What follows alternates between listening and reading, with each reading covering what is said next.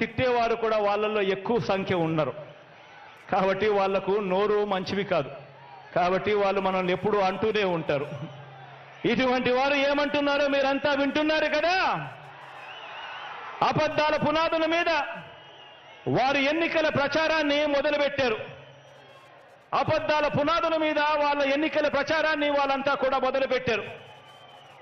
ఈ ఎన్నికలు ఎందుకింత ముఖ్యమో, ఎందుకింత అవసరమో ప్రతి పేద ఇంట్లో కూడా ఉన్న ప్రతి అవ్వాతాతకు, ఆ ప్రతి అక్క చెల్లెమ్మకు, ఆ ప్రతి అన్న తమ్ముడికి చెప్పాలి. ఈ ఎన్నికలు కేవలం ఒక ఎమ్మెల్యేనో ఒక ఎంపీనో ఎన్నుకునే ఎన్నికలు మాత్రమే కావు. అందరూ ఈ విషయాన్ని గమనించండి. ప్రతి ఒక్కరూ కూడా ఈ విషయాన్ని గమనించి ప్రతి ఇంటికి వెళ్ళి కూడా ఈ విషయాన్ని చెప్పండి. వచ్చే ఎన్నికలు కేవలం ఒక ఎమ్మెల్యేనో ఒక ఎంపీనో ఎన్నుకునే ఎన్నికలు మాత్రమే కావు. ఈ ఎన్నికలు ఈ రాష్ట్రంలో ఈ 57 నెలలుగా పేదలకు అందుతా ఉన్న సంక్షేమాన్ని, వారి పిల్లల భవిష్యత్తుని నిర్ణయించనున్న ఎన్నికలు ఈ ఎన్నికలు అని చెప్పి ప్రతి ఇంట్లోకి వెళ్ళి చెప్పండి. ప్రతి అవ్వ, ప్రతి తాత, ప్రతి కుటుంబం భవిష్యత్తు, ప్రతి సామాజిక వర్గం భవిష్యత్తు, ప్రతి ప్రాంతం భవిష్యత్తు, ప్రతి రైతన్న భవిష్యత్తు, అక్క చెల్లెమ్మల సంక్షేమం, వారి ఇంటిలో కూడా జరుగుతా ఉన్న అభివృద్ధి, వారి పిల్లల భవిష్యత్తు అన్నీ కూడా ఈ ఎన్నికలతో ముడిపడి ఉన్నాయి అన్న సంగతిని ప్రతి ఒక్కరూ కూడా గమనించండి అని అడుగుతా ఉన్నాను. ప్రతి విషయము కూడా, ఈ విషయాలన్నీ కూడా ప్రతి ఇంటికి వెళ్ళి చెప్పండి. ఇప్పటికే మనం 3,000 రూపాయలు చేసిన పెన్షన్,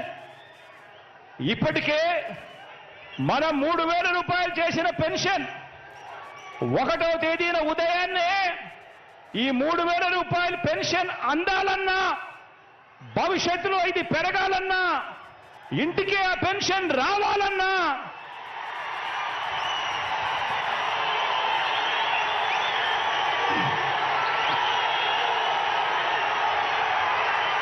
ఇప్పటికే మనం 3,000 చేసిన పెన్షన్ 1వ తేదీ ఉదయాన్నే అందాలన్నా, భవిష్యత్తులో పెరగాలన్నా, ఇంటికి ఆ పెన్షన్ రావాలన్నా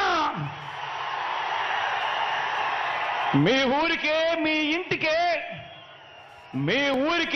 ఇంటికే వైద్యం అందాలన్నా, వైద్యం కోసం ఏ పేదవాడు కూడా అప్పుల పాలయ్యే పరిస్థితి రాకూడదన్నా, అది మనందరి ప్రభుత్వం, మీ బిడ్డ ప్రభుత్వం మాత్రమే ఆ పని చేయగలదు అని ఇంటింటికి వెళ్ళి చెప్పండి అని అడుగుతా ఉన్నాను ఈ సందర్భంగా.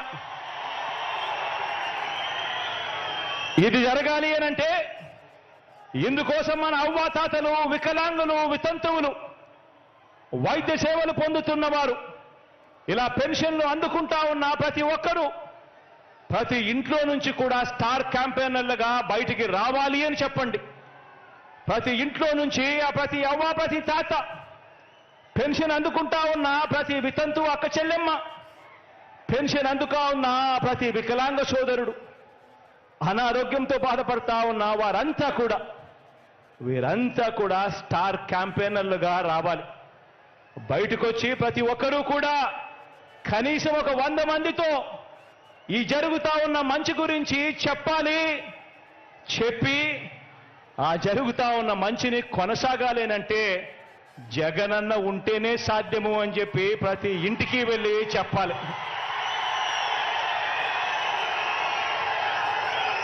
అక్క చెల్లెమ్మలకు అమ్మఒడి, ఆ అక్క చెల్లెమ్మలకు చేయూత, కాపు నేస్తం, ఈబీసీ నేస్తం కొనసాగాలన్నా, 0 వడ్డీ అక్క చెల్లెమ్మలకు రావాలన్నా,